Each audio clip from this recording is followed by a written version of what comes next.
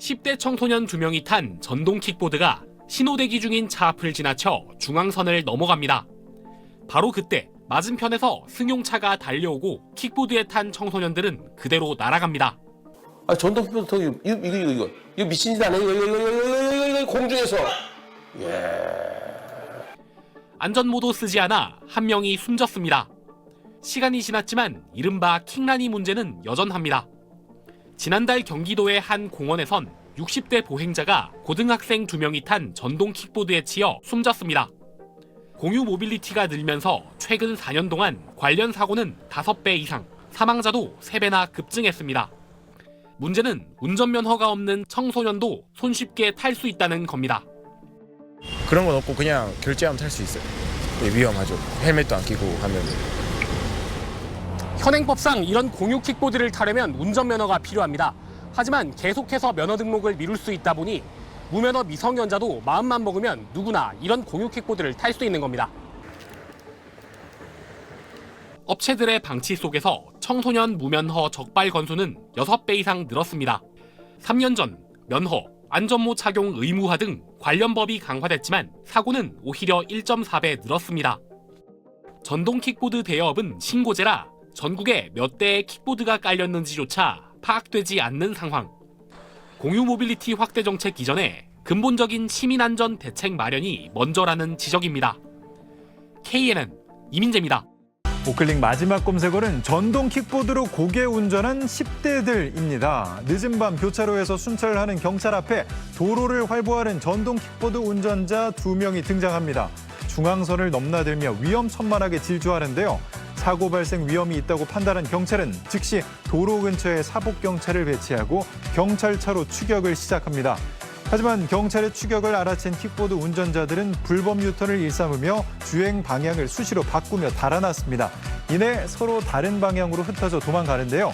정차하라는 경찰의 말을 무시하고 킥보드를 이리저리 움직이는 고개까지 선보입니다. 하지만 끈질기게 추격해오는 경찰의 압박감을 느낀 걸까요? 이 킥보드의 속력에 답답함을 느꼈는지 급기야 한 발로 땅을 구르며 킥보드를 몰기 시작했는데요. 그런데 하필 사복을 입고 대기하던 경찰관이 기다리고 있던 곳으로 달아나면서 현장에서 바로 붙잡혔습니다.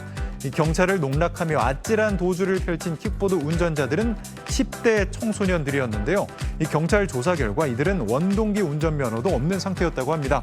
누리꾼들은 철도 없고 겁도 없고 이게 우리나라 10대들이다. 킥보드 퇴출 아직 멀었나요? 조만간 큰 사고 날 듯. 어려서 처벌이 안 되면 부모에게라도 죄를 물어라 등의 반응을 보였습니다. 지금까지 우클릭이었습니다. 킥보드를 타던 10대 2명이 공원에서 산책하던 한 60대 부부를 치어서 아내를 숨지게 하는 일이 벌어졌습니다.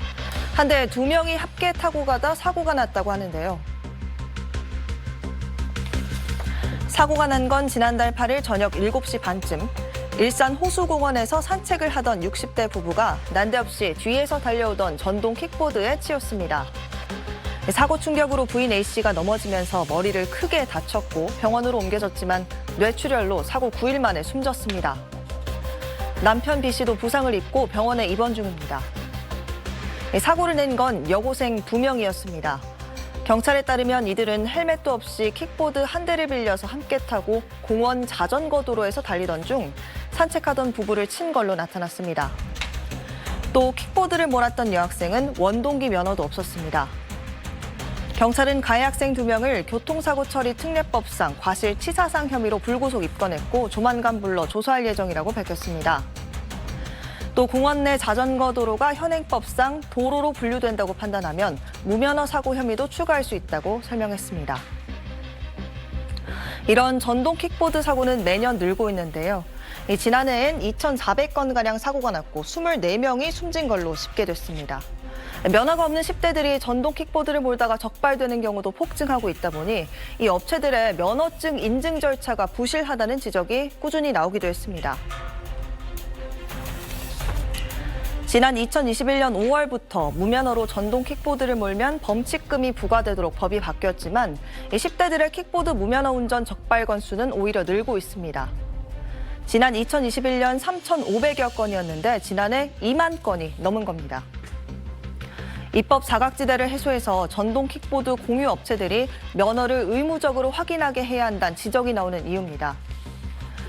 한편 전동 킥보드 관련 사고가 잇따르자 정부는 올해 말까지 전동 킥보드의 최고 속도를 현재 시속 25km에서 20km로 낮추는 안전대책을 시범 운영하기로 했습니다.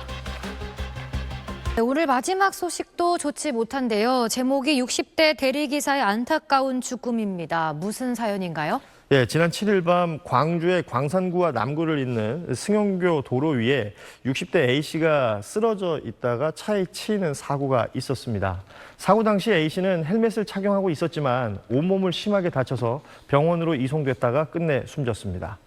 대리운전기사인 A씨는 당시 나주까지 대리운전을 한 뒤 전동 킥보드를 타고 승용교를 건너다가 도로 위에 넘어진 것으로 잠정 조사됐는데요. 승용차 운전자인 40대 B씨는 사고 당시 음주 상태는 아니었고 경찰 조사에서는 주변이 어두워 A씨를 발견하지 못했다고 진술했습니다.